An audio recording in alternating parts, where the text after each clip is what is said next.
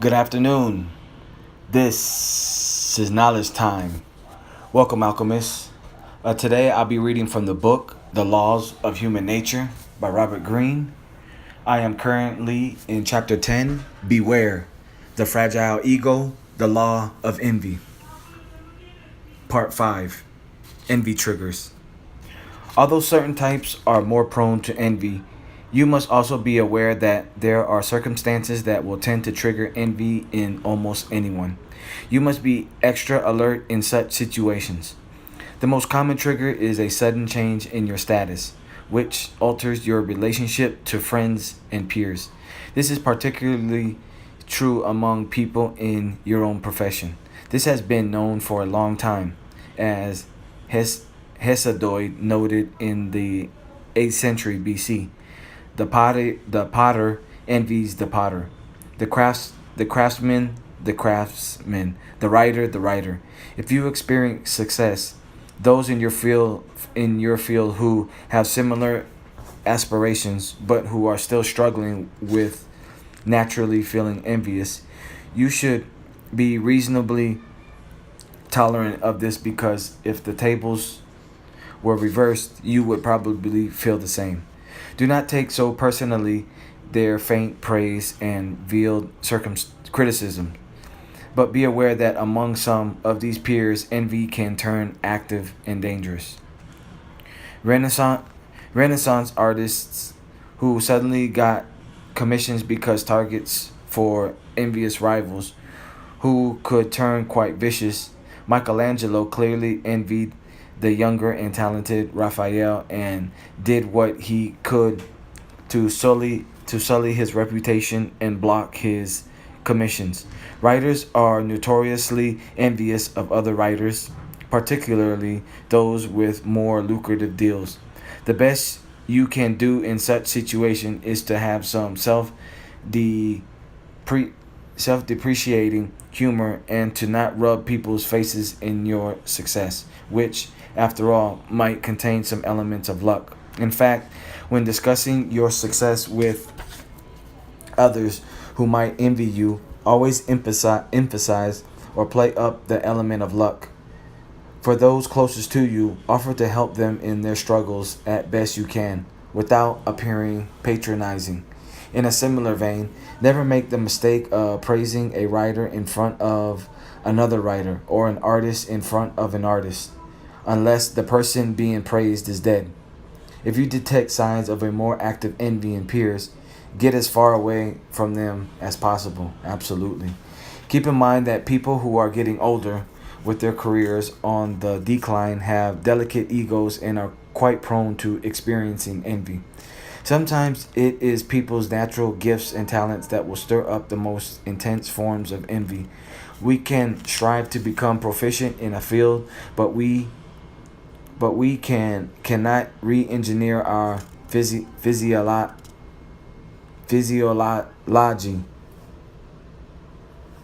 Some people are born with better looks, more raw athletic skill, and unusually unusually vivid imagination, or an open and generous nature. If people with natural gifts also possess a good work ethic and have some luck in life, envy will follow them wherever they go, often making it worse for such types. They also tend to be quite naive. They themselves do not feel envy toward others, so they cannot understand the emotion at all. Unaware of the dangers, they naturally display their talents and attract even more envy. Mary Shelley was all of this, gifted with a brilliant imagination and superior intellectual capabilities, and also quite naive. What is worse, envying types secretly loathe those who are immune to feeling envy. It makes their envious nature doubtly apparent to themselves and stirs the desire to hurt and wound.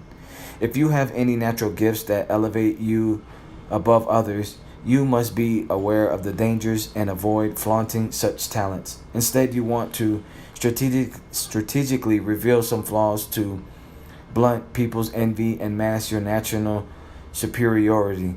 If you're gifted in the sciences, make it clear to others how you wish you had more social skills. Show your intellectual clumsiness at subjects outside your experience. John F. Kennedy seemed almost too perfect to the American public. So handsome, intelligent, and charismatic, and with such a beautiful wife. It was hard to identify with or like him. As soon as he made his big mistake in the failed invasion of Cuba, known as the Bay of Pigs, early on in his administration, and took full responsibility for the debacle, his poll numbers skyrocketed. The mistake had humanized him. Although this was not done by design, you can have a similar effect by discussing the mistakes you have made in the past and showing some selective awkwardness in certain areas that do not diminish you over diminish your overall reputation. Women who achieve success and fame are more prone to attracting envy and hostility, although this will always be veiled as something else. Such women are said to be too cold, or ambitious, or unfeminine. Oftentimes, we choose to admire people who achieve great things, admiration being the opposite of envy. We do not feel personally challenged or insecure in the face of their excellence. We might also emulate them, use them as spurs toward trying to achieve more. But unfortunately, this is rarely the case with successful women. A high achieving woman inflicts greater feelings of inferiority in both other women and men. I'm inferior to a woman, which leads to envy and hostility, not admiration. Coco Chanel, the most successful businesswoman of her era, especially considering her origins as an orphan, see Chapter 5, suffered from such envy her entire life. In 1931, at the height of her power, she met Paul Uribe, an illustrator and designer whose career was on the decline. Uribe was an expert seducer, and they had much in common. But several months into their relationship, he began to criticize her for her extravagance and torment her about her other flaws as he saw them. He wanted to control all aspects of her life. Lonely and desperate for a relationship, she hung on. But she later wrote of Uribe, my growing celebrity eclipsed his decline in glory. Uribe loved me with the secret hope of destroying me. Love and envy are not mutually exclusive. Successful women will have to bear this burden until such entrenched underlying values are changed. In the meantime, they will have to be even more adept at deflecting envy and playing the humble card. Robert Rubin, born 1938, two-term Secretary of the Treasury under Bill Clinton, was a grandmaster when it came to masking his excellence and diffusing envy. He had begun his career at Goldman Sachs in 1966, slowly rising through the ranks to become its co-head in 1990. He was one of the key figures who transformed Goldman Sachs into the most powerful investment bank on Wall Street. He was a hard worker and brilliant at finance, but as he became more powerful within Goldman, he also became more differential in all of his interactions. In meetings in which he was clearly the most knowledgeable person, he would make a point of asking for the opinions of the most junior associate in attendance, and of listening to what he or she had to say with rapt attention. When people who worked for him asked him what should be done in relation to some crisis or problem, he would look at them calmly and ask first, "What do you think?" He would take their answer quite seriously. As one colleague at Goldman later said of him, there is no one better at the humility stick than Bob. The line, "just one man's opinion," was something he would utter a dozen times a day. What is remarkable is how Rubin earned the admiration of so many people and how few had anything bad to say about him. Considering the competitive environment within the company, this reveals the power you have to short circuit envy by placing attention on other people instead of yourself and engaging with them on a meaningful level. I was talking about this yesterday in my conclusion. If you find yourself under an envy attack, your best strategy is to control your emotions. It is much easier to do this once you realize that envy is the source. The envier feeds upon your overreaction as material to criticize you, justify their actions, and entangle you in some further drama. At all costs, maintain your composure. If possible, get some physical distance as well. Fire them. Cut off contact, whatever is possible. Do not imagine you can somehow repair the relationship. Your generosity in trying this will only intensify their feelings of inferiority. They will strike again. By all means, defend yourself from any public attacks or gossip that they spread. But do not harbor revenge fantasies. The envier is miserable. The best strategy is to let them stew in their cold position from a distance, without any future means of wounding you, as Mary did to Jane. The chronic unhappiness is punishment enough. Finally, you might imagine that envy is a somewhat rare occurrence in the modern world. After all, it is a primitive, childish emotion, and we all live in such sophisticated times. Furthermore, not many people discuss or analyze envy as a major social factor. But the truth is that envy is more prevalent now than ever before, largely because of social media. Through social media, we have a continual window into the lives of friends, pseudo friends, and celebrities, and what we see is not some unvarnished peek into their world, but a highly idealized image that they present. We see only the most exciting images from their vacations, the happy faces of their friends and children, accounts of their continual self improvement, the fascinating people they are meeting, the great causes and projects that are involved in, the examples of success in their endeavors. Are we having as much fun? Are our lives as seemingly fulfilled as theirs? Are we perhaps missing out on something? We generally believe, and for good reason, that we are all entitled to share in the good life, but if our peers seem to have more, someone or something must be to blame. What we experience in this case is a generalized feeling of dissatisfaction.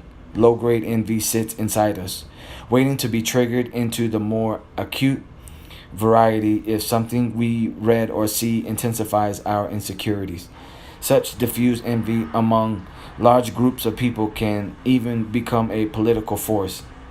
A, a demagogus can steer it against certain individuals or groups of people who have or seem to have it easier than others.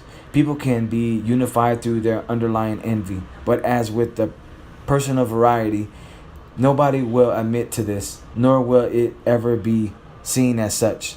Public envy can be quickly turned against public figures, especially in the form of schadenfreude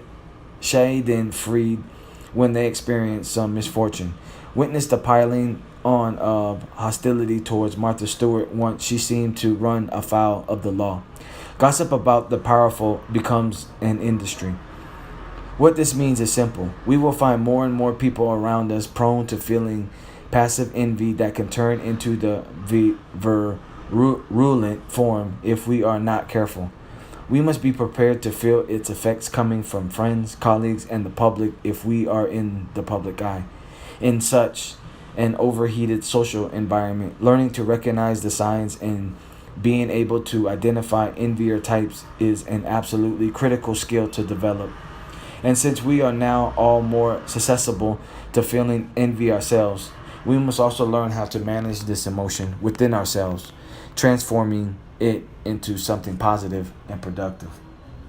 I agree with that statement 300%.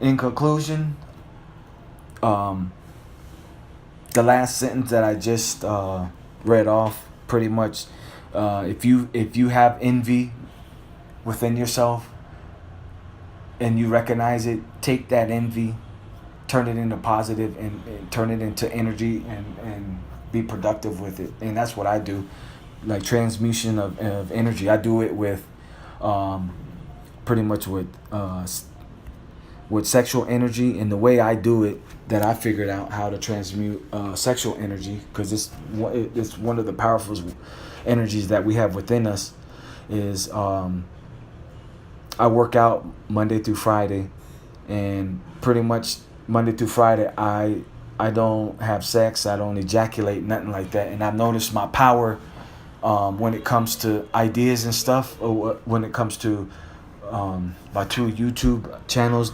YouTube shows that I put out daily, and then going to the gym Monday through Friday, that it gives me more strength, and I've noticed my gains in the gym off of that. So that's one way.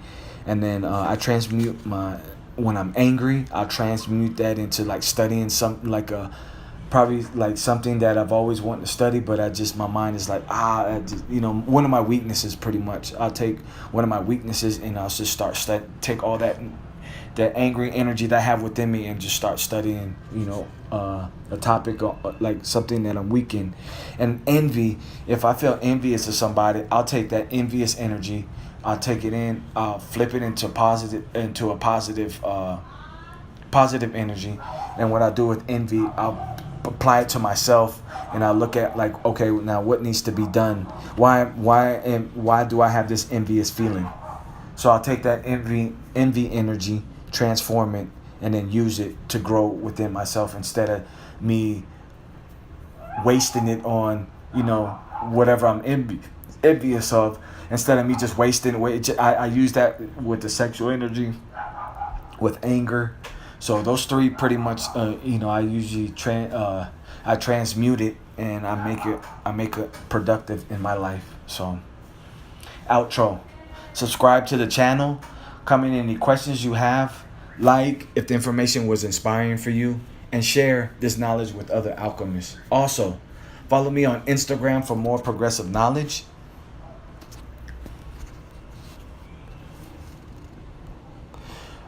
You can catch me at Max_Bugatti_8008. I'm about family first. I'm a global stock investor. I'm a filmmaker. I'm an aerospace botanist. 420. I have a masculine confidence building course, and currently I'm out here in Cali, Colombia. While you're slaying dragons, I'll be taming them.